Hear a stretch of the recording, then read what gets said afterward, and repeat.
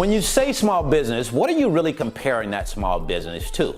If you compare my business income to the income of, say, a company like Apple, then yes, that's an incredibly small company as compared to Apple and the income that Apple generates. But if you compare my business income to, say, the top 5% of income earners in the United States of America, that is a different story.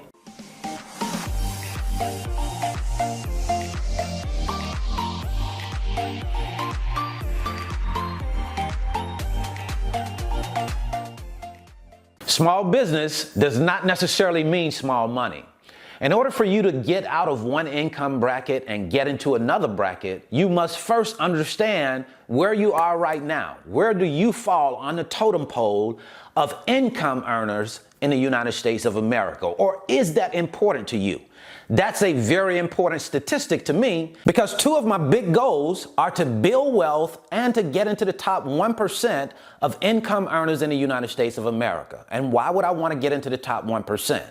Because I know more income will allow for me to build wealth faster and more abundantly. Because I believe when you get into the top 1%, that's not something that happens every day. Everybody does not get into the top 1%. That's why it's called the top 1%. So when you achieve that level of excellence, to me, you've achieved a certain level of savvy, a certain level of sophistication. So I want to be in the top 1%. Interestingly enough, you may not be as far as you might think from the elite 1%. So what I'll do for you today in this video is we'll go over the different income brackets, which will allow for you to see where you are right now and perhaps where you want to be. And just as important, it'll allow for you to see where you rank amongst other members of society.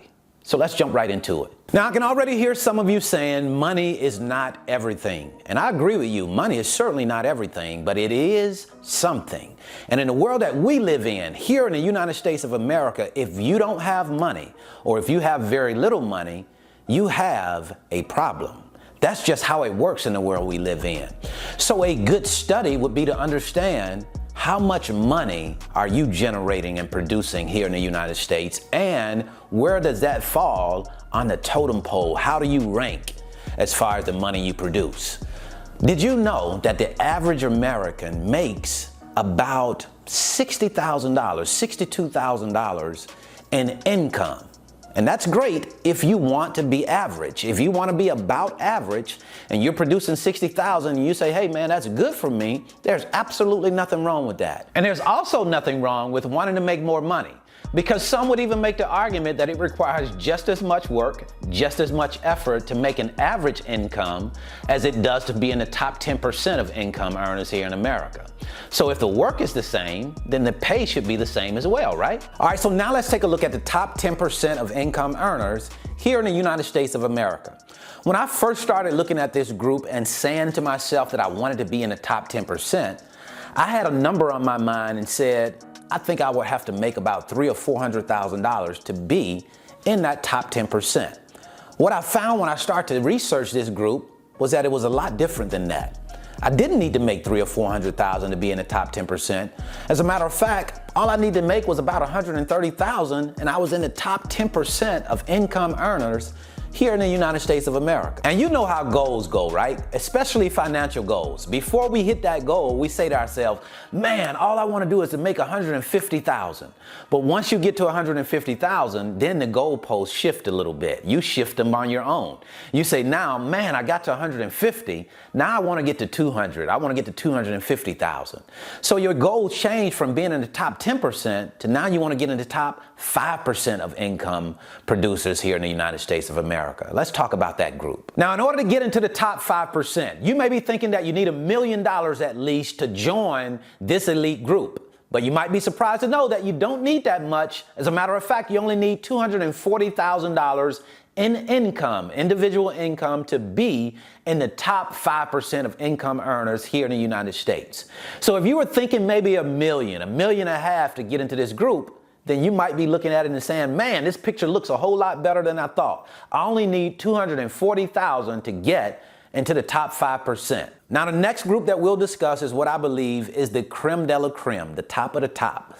Now, of course, you can get into some smaller group, the 0.1%, but for me, the top 1% is the group. That's the group that I want to be in. Now, in order to get into the top 1%, you need to have a total individual income of about $600,000.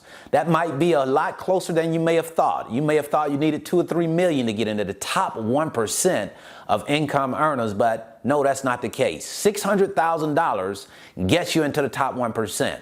Now, of course, I believe that you have to do some specific things in order to get to that top 1%. You have to sell freight, of course, in order to do it.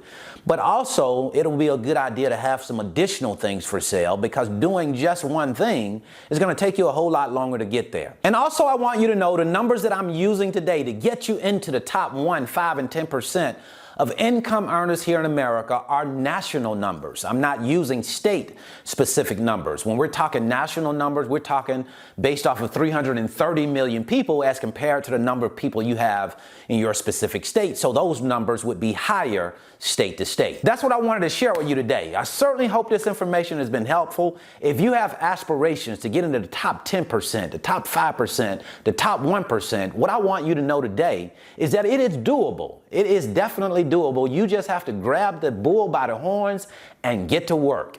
If you're interested in learning more about the freight broker business, I'll leave a free link in the description. It's my 5-video series, and it's titled How the Load Movement Process Works. It'll give you a chance to come into the office with me and watch me on video as I move loads, talk to shippers, talk to carriers. That way you can get a better understanding of how this business works before you come into it. Then if you're interested in learning how you transition from a part-time freight broker to a full-time freight broker, I'll leave a free video right here. So until the next time, I wish you the very best in your life and business. See you at the top, because the bottom is much too crowded.